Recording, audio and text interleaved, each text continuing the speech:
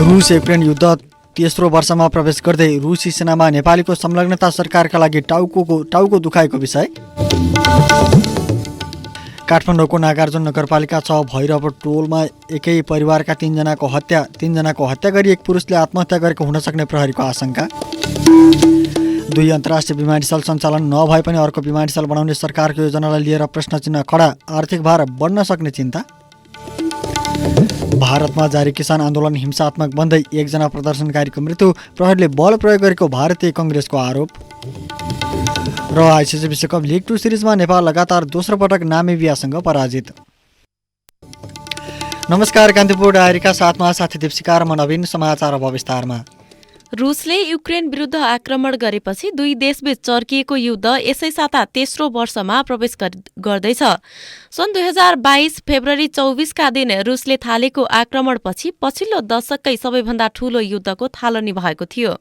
त्यही युद्धको प्रभाव र असरका कारण विश्वव्यापी अर्थतन्त्र नराम्ररी बिथोलिएको छ भने शक्ति राष्ट्रबीच पक्ष विपक्षमा टकराव उत्पन्न भएका छन्। रुस युक्रेन युद्धका बाछिटाले विश्वका थुप्रै देशलाई प्रभावित पारेको छ। त्यसमध्ये दक्षिण एसियाली मुलुक नेपाल एक हो। रुसी सेनामा भर्ती भएका युक्रेनी नेपाली युवाहरू मारिएको घटनाका कारण युद्धको असर नेपालले समेत सामना गरिरहेको छ। एक रिपोर्ट। रुस युक्रेन युद्धले 2 वर्षको अवधिमा विश्व राजनीतिमा ठूलै उथलपुथल ल्याएको छ। तर हवाई मार्गका आधारमा 4889 किलोमिटर दूरी परको दक्षिण एसियाली मुलुक नेपालले सायदै सोचेको थियो कि रुस युक्रेन युद्धले एक दिन आफ्नो लागि प्रत्यक्ष चासो र चिन्ता बढाउला भनेर। त्यो युद्धले विश्वभर निम्ति आएको आर्थिक असर भन्दा पनि युद्धमा भएको मानवीय क्षति नेपालका लागि अहिले कूटनीतिक मामिलाको सबैभन्दा पेचिलो मुद्दा बनेको छ। नेपाली युवाहरू एजेन्टको पासो र आर्थिक प्रलोभनमा परि रुसी सेनामा भर्ती भएपछि नेपालको लागि अहिले रुस युक्रेन युद्ध टाउको दुखाएको विषय भएको हो। त्यसमाथि अमेरिका र युरोपेली देशको रणनीतिक संगठन नेटोको सहायता पाएर अघि बढिरहेको युक्रेन र भाडाको सेना भर्ती गरेर पनि युद्धलाई लम्ब्याइरहेको रुस बीचको युद्धले बिकरार रूप लिने सम्भावना देखिँदैछ। यही पृष्ठभूमिमा राम्रो रोजगारी पाउने आशामा सम्पन्न मुलुकमा बस्न पाइने सपना बोकेर नेपालीहरू भारत र युए को बाटो हुँदै रुस पुग्ने गरेको तथ्य बाहिरिएका छन्। त्यस्तै परराष्ट्र मन्त्रालयका अनुसार रुस युक्रेन युद्धमा परि कम्तीमा 12 जना नेपालीले ज्यान गुमाएको र 5 जना युक्रेनमा कैदी बन्दी छन्। मृतकका परिवारको आग्रहपछि नेपाल सरकारको पहलमा रुस सरकारले उनीहरूलाई क्षतिपूर्ति नेपालबाट नै पाउने व्यवस्था गरेको छ। रुस पुगेर बेपत्ता भएकाहरूको परिवारले आफ्ना सदस्यको खोजी गर्न र फिर्ता ल्याइदिन सरकारसँग लगातार आग्रह गरिरहेका छन्। तीमध्ये एक हुन् उदयपुर बसाहाकी टिना घिमिरे। उनका श्रीमान पदम बहादुर 2.5 महिनादेखि सम्पर्कविहीन छन्। तर उनलाई उद्धारका लागि सरकारले चासो नदिएको टिनाको गुनासो छ। त्यतिखेर जुनै न्युजमा पनि जहाँ हेर्छु सरकारले मृतकको परिवारलाई क्षतिपूर्ति डाइरेक्ट नेपालमा दिलाउने रे भनेको सुन्छ, घाइतेको भने यो हाम्रो सम्पर्क दिन भएको मान्छेको त केहीमै नामै आएन के। साह्रै नै टेन्सन चाहिँ त्यता भएको। हाम्रो पनि त मान्छेहरू कहाँ उहाँ गएर विपत्ता हुनु भएको छ। नोभेम्बर 30 तारिकदेखि नै सम्पर्क दिन हुनु भएको उहाँ। टिनाले बताए अनुसार वैदेशिक रोजगारीको लागि पदम बहादुरले क्रोएसिया जान एजेन्टलाई पैसा दिएका थिए। ती एजेन्टले 1.5 वर्षसम्म विभिन्न बहाना बनाएर उनको पासपोर्ट आफैसँग राखे र पछि रुस पुर्याएको टिनाले रेडियो कान्तिपुरसँग बताइन्। यो रसिया जाने भनेको चाहिँ मलाई त्यति राम्रोसँगले मलाई जानकारी नै भएन। मैले त्यतिखेर म यस्तो बगको पनि थिएन, यस्तो न्युज पनि आउँदैन थियो त्यतिखेर, थाहा नै थिएन मलाई। अहिले अब सबैले भन्छन् थाहा थियो भन्छ, मलाई थाहा थिएन त्यतिखेर यस्तो युद्धमा जाने यस्तो हुन्छ यस्तो केही भन्नु भएन मलाई त। त्यहाँ गाड बस्ने हो, हामीलाई त्यस्तो तनाव केही हुँदैन, डराउनु पर्दैन भन्नुभयो होला भनेर पठाए। टिनाको भन्दा केही फरक छैन बुद्धिमाया ब्राह्मो तामाङको दुःख र गुनासो। रुसी सेनामा भर्ना भएर उतै अलपत्र परेका श्रीमान सोमबहादुर तामाङ माघ 9 गतेदेखि सम्पर्कविहीन भए पनि 20 दिनपछि सम्पर्कमा आएका छन् र श्रीमान सोमबहादुर युक्रेनको बागमत भन्ने स्थानमा सुरक्षित रहेको खबर समेत बुद्धिमायाले पाएकी छन्। श्रीमानलाई स्वदेश फिर्ता ल्याउन सरकारलाई आग्रह गर्दै उनले भनिन्, अहिले त भेटिनु भयो 80-20 दिन पछाडि 22 गते गर्नुभएको थियो, 80 बेलुका चाहिँ गर्नुभएको थियो, त्यहाँबाट चाहिँ गर्नुभएको छैन। बागमत भन्ने ठाउँमा हुनुहुन्छ, त्यहाँ चाहिँ अलि सम्मे नै छ रे। बुद्धिमायाका अनुसार युद्ध साम्य भइसकेको र राम्रो जागिर पाइन्छ भनेर प्रलोभनमा परि एजेन्टलाई 7 लाख बुझाएर सोमबहादुर तामाङ रुस गएका थिए। त्यहाँ सामान्य तालिमपछि युद्धग्रस्त क्षेत्रमा खटाएको थाहा पाएको बुद्धिमायाले बताइन्। अहिले श्रीमान जतिसक्दो चाँडो घर फर्कन चाहेको उनले सुनाइन्। उहाँहरू चाहिँ 4 जना गुरु भाग्ने भनेर उ गर्नु भएको थियो, निस्किनु भएको थियो, अनि त्यहाँबाट फर्काएर लानु भयो उहाँहरूलाई। अहिले चाहिँ खोइ अब हामीलाई निकाल्न सक्नुहुन्न, कसरी निकाल्न सक्छ तिमीहरूले खोइ भन्नुहुन्छ नि। अब आउनु त चाहनुहुन्छ नि, खोइ त पठाउनुहुन्न, अब भाग्यो भने मार्छ हामीलाई भन्नुहुन्छ। यसोभन्दा ज्यान मात्रै राम्रो भइदिएछ भनेर बसिरहेछ, हामी त के गर्नु। अन्तर्राष्ट्रिय सञ्चार माध्यमहरूका अनुसार रुसी सेनामा भर्ना हुन नेपाल सहित थुप्रै देशका मानिस त्यहाँ पुगेका छन्। कतिपयले युद्धका दौरानमा ज्यान गुमाएका छन्। यद्यपि कति विदेशी नागरिकले ज्यान गुमाए र कतिजना सेनामा भर्ती भएका छन् भन्ने यकिन विवरण आएको छैन। नेपालीहरूको हकमा रुसी सेनामा 200 भन्दा बढी युवा भर्ती भएको बताइन्छ, तर त्यसको स्वतन्त्र पुष्टि हुन बाँकी छ। युद्धका क्रममा नेपाली युवा मारिएको घटनापछि सरकारले त्यहाँ रहेका नेपालीलाई फिर्ता ल्याउन तथा मृतकका परिवारलाई क्षतिपूर्ति दिलाउन पहल नगरेको भन्दै आलोचना भइरहेका छन्। तर परराष्ट्र मन्त्रालयका प्रवक्ता अमृत बहादुर राईले सरकारले क्षतिपूर्तिका साथै घाइते र बेपत्ता भएका नागरिकलाई स्वदेश ल्याउन काठमाडौँ स्थित रुसी राजदूतावास र मस्को स्थित नेपाली राजदूतावासबाट रुसी सरकारसँग छलफल गरिरहेको बताए। रेडियो कान्तिपुरसँग कुरा गर्दै उनले भने, मृतकको परिवारलाई सकेसम्म चाँडै क्षतिपूर्ति दिलाउने व्यवस्था गर्दैछौँ। रुसमा रहेका घाइते र बेपत्ता नागरिक फिर्ता ल्याउन केही प्रक्रियागत कुराहरू अघि बढिसकेको छ। राज्यको कुनै निकायमा जानकारी नगराई एजेन्टको प्रलोभनमा परेर द्वन्द्वग्रस्त देशको सेनामा भर्ती हुने नेपाली युवाहरूको बाध्यताले समस्या बल्झाएको बुझ्न कठिन छैन। तैपनि आफ्नो नागरिकको सुरक्षाका लागि सक्दो कूटनीतिक पहललाई निरन्तरता दिने दायित्व आखिर नेपाल सरकारकै हो। त्यसो त रुसी सेनामा भर्ती भएका आफ्ना नागरिकको फिर्ती र मृतकका परिवारलाई क्षतिपूर्ति दिलाउन अन्य देशको तुलनामा नेपाल सरकारको कूटनीतिक पहल बढी मुखरित भएको कतिपयको बुझाइ छ। रेडियो कान्तिपुरका लागि सुनिता लोहनी।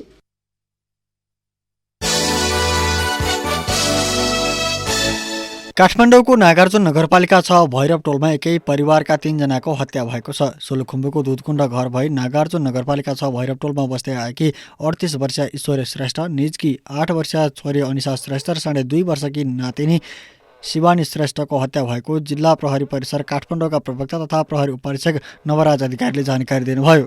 हत्यामा ईश्वरीका श्रीमानको संलग्नता रहेको हुन सक्ने प्रहरीको प्रारम्भिक अनुमान छ। ईश्वरीका श्रीमान राजु घिमिरे भनिने काजी विकको शव पनि घरभन्दा केही पर जङ्गलमा झुन्डिएको अवस्थामा फेला परेकाले हत्यामा काजी विककै हात रहेको अनुमान गरी प्रहरीले अनुसन्धान सुरु गरेको प्रहरी उपरीक्षक अधिकारीले जानकारी दिनुभयो। उहाँले परिवारका सदस्यहरूको हत्या गरेपछि आत्महत्या गरेको प्रारम्भिक अनुमान गरिएको बताउनुभयो। कोठाभित्र शव देखेपछि स्थानीयले आज बिहान प्रहरीलाई खबर गरेका थिए। त्यसको केही समयपछि विकको शव पनि घरभन्दा केही परको जङ्गलमा झुन्डिएको अवस्थामा भेटिएको प्रहरीले जनाएको छ। प्रतिपक्षी दल राष्ट्रिय प्रजातन्त्र पार्टी रापरपाले विभिन्न 40 बुद्धे मागसहित प्रधानमन्त्री पुष्पकमल दाहाललाई ज्ञापन पत्र बुझाएको छ। राजसंस्था र हिन्दू राष्ट्र पुनर्स्थापना प्रदेश संरचनाको खारेजी बलियो केन्द्र र अधिकार प्राप्त स्थानीय तह सहितको संघीय प्रणाली निर्माण, भ्रष्टाचार नियन्त्रण लगायत माग सहित रापरपाले 40 बुद्धे ज्ञापन पत्र बुझाएको हो। प्रधानमन्त्री दाहाललाई ज्ञापन पत्र बुझाएपछि सो पार्टीका अध्यक्ष राजेन्द्र लिङदेनले भन्नुभयो, देशको स्थिति यो अवस्थामा पुग्यो कि अब यो यही रहिराख्न सक्दैन। यसको अर्थ राष्ट्रिय प्रजातन्त्र पार्टीले अब पछाडि फर्कनु पर्छ भनेको होइन, पछाडि फर्कने पनि होइन र अब देश यही पनि बसिराख्न सक्दैन। अब नवीन सम्झौता गरेर देशलाई नयाँ बाटोमा लानु पर्यो। देशको कुनै पनि राष्ट्रिय शक्तिहरूले आफूलाई उपेक्षित गर्न महसुस गर्न नपरोस्, सबैको स्थान होस्, सबैको सहभागिता होस् र देशले नयाँ बाटो लियोस् भनेर भनेका छौँ। जिल्लाहरूमा भने प्रमुख जिल्ला अधिकारी मार्फत सरकारलाई ज्ञापन पत्र दिएको रापरपाका प्रचार विभाग प्रमुख मोहन श्रेष्ठले जानकारी दिनुभयो। यस्तै रापरपाले काठमाडौँमा दबावमूलक प्रदर्शन समेत गरेको छ। भ्रुकुटी मण्डपमा आयोजित सभालाई पार्टी अध्यक्ष लिङदेन सहितका नेताले सम्बोधन गरेका थिए।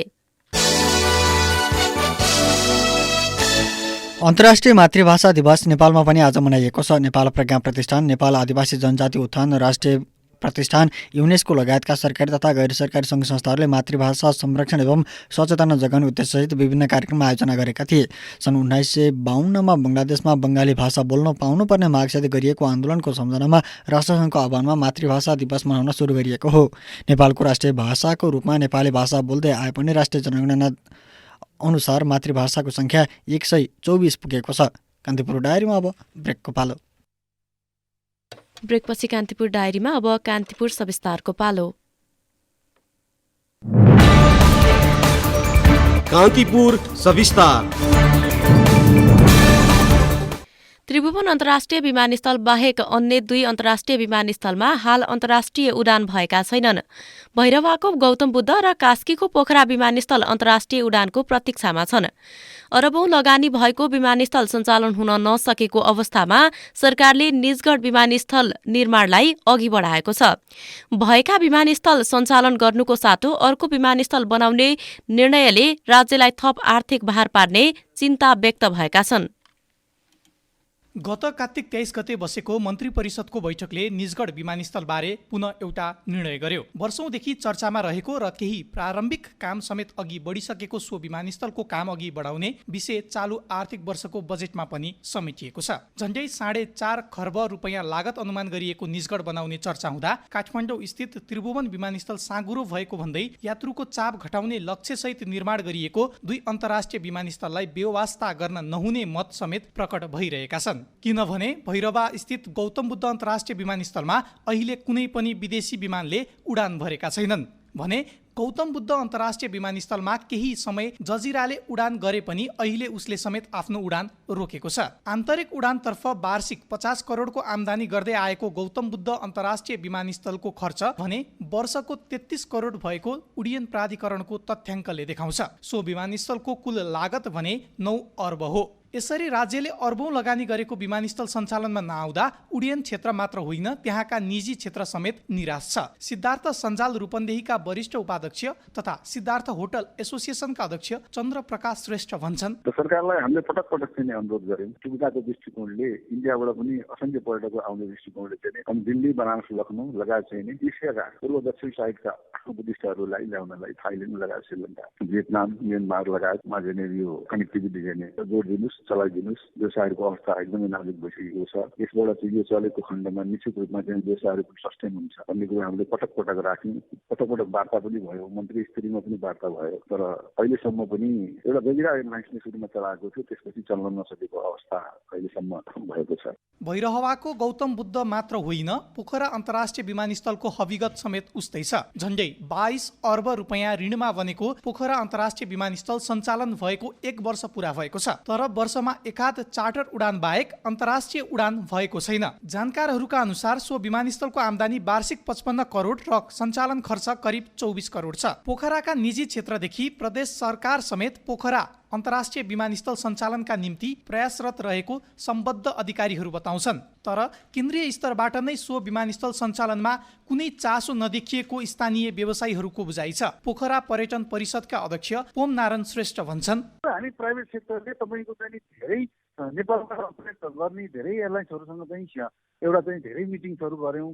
पोखरामै बोलाएर पनि हामी चाहिँ एउटा बृहत छलफल पनि गऱ्यौँ होइन। तर हाम्रो बसमा छैन कि गण्डकी प्रदेशको मुख्यमन्त्रीज्यू यति धेरै चासो दिएर चाहिँ अगाडि बढ्नु भएको, तर उहाँले पनि सकिराख्नु भएको। कारण के हो भन्दाखेरि हाम्रो देश कस्तो छ भने केन्द्रीकृतै छ। तर के हो भन्दाखेरि केन्द्रमा बस्ने जस्तै नागरिक उड्डयन प्राधिकरण, पर्यटन मन्त्रालय र प्रधानमन्त्रीज्यू आफैले यो विमानस्थल चलाउनको लागि बढीभन्दा बढी कूटनीतिक पहल गर्न जरुरी छ। र यदि त्यो गर्न सकियो भने त्यो सम्भव पनि छ। धेरै ठुलो गाह्रो चिज केही पनि छैन। आन्तरिक बाहेक वार्षिक 30 लाख यात्रुलाई सेवा दिने उद्देश्यले भैरवाको गौतम बुद्ध अन्तर्राष्ट्रिय विमानस्थल निर्माण गरिएको हो।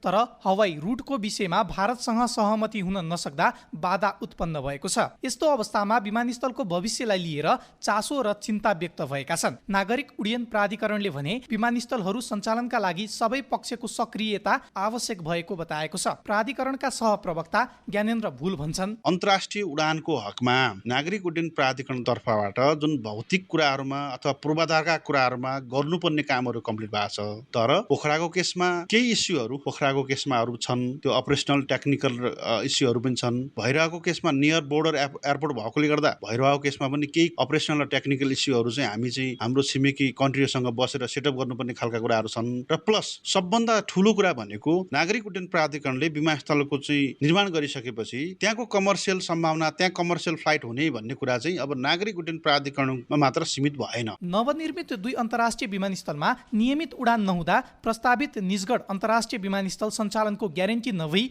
निर्माण गर्न नहुने कतिपय कोणबाट तर्क भइरहेका छन्। तर मन्त्री परिषदको बैठकले निजगढ विमानस्थललाई निर्माण गर्ने लक्ष्य लिएर विज्ञ समूह गठन गरी सो समूहको प्रतिवेदन कार्यान्वयनका लागि संस्कृति पर्यटन तथा नागरिक उड्डयन मन्त्रालयलाई निर्देशन दिइसकेको छ। संस्कृति पर्यटन तथा नागरिक उड्डयन मन्त्रालयले भने उड्डयन क्षेत्रको नियामक निकाय नागरिक उड्डयन प्राधिकरणलाई सरकारको निर्णय बमोजिम निजगढमा विमानस्थल निर्माणका लागि आवश्यक प्रारम्भिक काम समेत सुरु भइसकेको प्राधिकरणको भनाइ छ। प्राधिकरणका सहप्रवक्ता भुलले भने निजगढ इन्टरनेसनल एयरपोर्टको बारेमा सम्मानित सर्वोच्च अदालतबाट योभन्दा पहिला भएको काम कारबाहीहरू सबै बदर भइसकेपछि सर्वोच्च अदालतको निर्णय बमोजिम हामीले एउटा विज्ञ कमिटी जस्तो हामीले गठन गरेका छौँ। त्यो विज्ञ कमिटीले दिएको सुझावको आधारमा नेपाल सरकारले क्याबिनेटबाट चाहिँ निजगढ इन्टरनेसनल एयरपोर्ट निर्माण गर्ने भन्ने चाहिँ निर्णय भए बमोजिम अहिले नागरिक उड्डयन प्राधिकरणले त्यहाँको प्रारम्भिक कामहरू चाहिँ चारकिला तोक्ने, त्यहाँको साइट क्लियर गर्ने लगायतका कामको लागि चाहिँ हामीले चाहिँ अहिले त्यसको लागि हामी तयारी गरिरहेका छौँ। अब त्यो काम चाहिँ हाम्रो फर्मल सुरु भएको छ।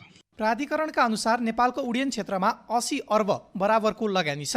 भैरवाको गौतम बुद्ध र कास्कीको पोखरा विमानस्थल निर्माण भएसँगै मुलुकमा अन्तर्राष्ट्रिय विमानस्थलको संख्या 3 पुगेको छ। तर बनेका अन्तर्राष्ट्रिय विमानस्थल सञ्चालनमा नआउँदै अर्को विमानस्थल निर्माण गर्दा त्यसले कतै सरकारलाई थप आर्थिक भार बढाउने त होइन भन्ने प्रश्न उब्जिएको छ। रेडियो कान्तिपुरका लागि मनिष अधिकारी। कान्तिपुर सविस्तार।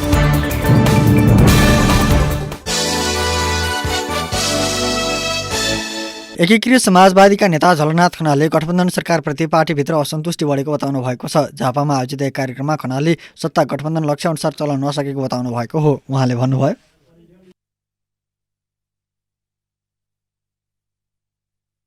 प्रत्येक कुरामा पुनर्गठन, हर क्षेत्रमा पुनर्गठन, नयाँ कोर्सको माग गरिरहेको छ। देशका आम जनता र राष्ट्रका मागहरूलाई सम्बोधन गर्ने किसिमको सोचका साथमा, विचारका साथमा, नीतिका साथमा, कार्यक्रमका साथमा, बजेट र योजनाका साथमा नयाँ ढङ्गले सरकार आउनु पर्यो। त्यो माग अहिले सर्वत्र व्याप्त छ। सरकारले जस्ता नीति र कार्यक्रम ल्याएको छ त्यसले जनतालाई छोएको छैन। सरकारले जुन बजेट ल्याएको छ त्यसले जनतालाई छोएको छैन। आर्थिक वर्ष 2079-80 को कार्य सम्पादन मूल्याङ्कनको प्रारम्भिक नतिजामा अर्घाखाँचीको सन्धि खर्क नगरपालिका प्रथम भएको छ। राष्ट्रिय प्राकृतिक स्रोत तथा वित्त आयोगले आज सार्वजनिक गरेको नतिजा अनुसार सन्धि खर्कले 61.81 अङ्क प्राप्त गर्दै पहिलो भएको हो। त्यस्तै चितवनको भरतपुर महानगरपालिका 56.29 अङ्कसहित दोस्रो र गुल्मीको मालिका गाउँपालिका 55.40 अङ्कका साथ तेस्रो भएको छ। कान्तिपुर डायरीमा अब पुनः ब्रेकको पालो। ब्रेकपछि कान्तिपुर डायरीमा आर्थिक प्रसङ्ग। चालु आर्थिक वर्षको 7 महिनामा मुलुकको व्यापार घाटा 8 खर्ब 11 करोड 29 लाख रुपियाँ पुगेको छ। भन्सार विभागले चालु आर्थिक वर्षको साउनदेखि माघ मसान्तसम्मको वैदेशिक व्यापारको तथ्याङ्क सार्वजनिक गरेको हो। गत आर्थिक वर्षको तुलनामा चालु आर्थिक वर्षको व्यापार घाटा 1.77% कमी आएको छ। गत आर्थिक वर्षको साउनदेखि माघसम्मको व्यापार घाटा 8 खर्ब 25 अर्ब 73 करोड रुपियाँ थियो। मुलुकको व्यापार 29वटा देशसँग मात्र नाफामा छ भने 128वटा मुलुकसँग घाटामा छ। तथ्याङ्क अनुसार सबैभन्दा बढी भारतसँग 4 खर्ब 96 अर्ब रुपियाँको व्यापार घाटा छ। अब अन्तर्राष्ट्रिय प्रसङ्ग। बालीको मूल्य निर्धारण सरकारले उपयुक्त तवरमा नगरेको भन्दै किसानले भारतको राजधानी नयाँ दिल्ली केन्द्रित गरेको आन्दोलन हिंसात्मक बनेको छ। सो क्रममा एकजना प्रदर्शनकारीको मृत्यु भएको छ। पटियालाका एक सरकारी अस्पतालमा उपचारका क्रममा शुभकरण सिंह नाम गरेका युवाको मृत्यु भएको भारतीय सञ्चार माध्यमले जनाएका छन्। यद्यपि हरियाणाका प्रहरीले भने किसानको मृत्युको खबर अफवाह भएको टिप्पणी गरेका छन्। दिल्ली केन्द्रित हुँदै मार्च पास गरेका किसानहरूलाई तितरबितर बनाउन सुरक्षा फौजले अश्रु ग्यास प्रहार गरेका थिए। प्रदर्शनका क्रममा केही किसानहरू घाइते भएका छन्। प्रदर्शनमा प्रहरीले बल प्रयोग गरेर हिंसा भड्किएको भारतीय कांग्रेसले आरोप समेत लगाएको छ।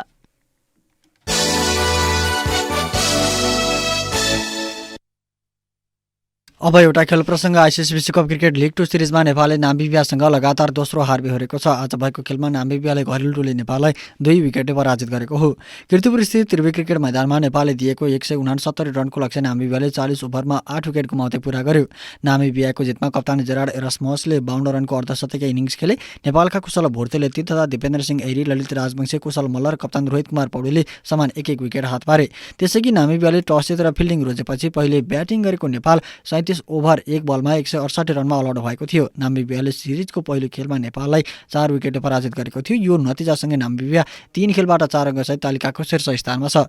समान खेल खेलेको नेपालको 2 अङ्क छ। अवस्था यसका साथै कान्तिपुर डायरीका आजका सम्पूर्ण बुलेटिन यही नै सकिन्छन्। भोलि बिहान 6:30 बजे नियमित बुलेटिनका साथमा उपस्थित हुनेछौँ। तबसम्मका लागि न्युज डेस्कका सम्पूर्ण सहकर्मीसहित साथी देवशिकार म नवीन पनि बिदा हुन्छौँ। नमस्कार, शुभरात्रि।